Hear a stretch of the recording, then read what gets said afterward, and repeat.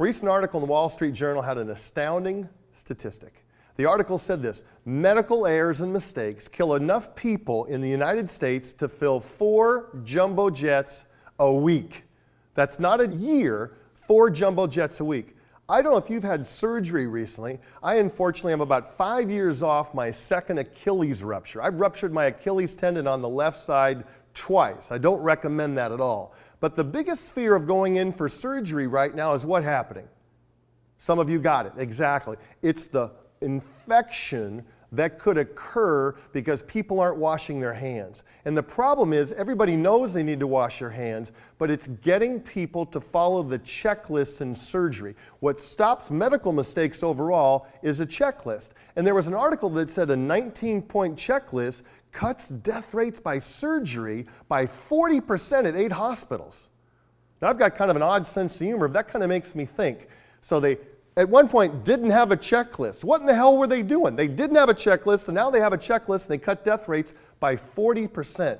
Checklists are essential. I don't care if you have a restaurant and you're trying to keep the restaurant clean.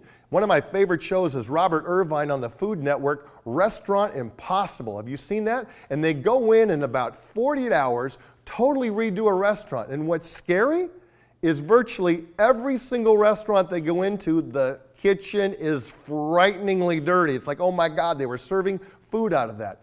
Every well-run kitchen has a checklist. What needs to be cleaned, when, by whom? For example, in my business, I have a checklist. When I leave to go to an event, I've got a specific checklist to make sure I've got every specific thing with me. Because the danger is the law of familiarity. Law of familiarity says the more you're around something or someone or some process, the more you tend to take it for granted.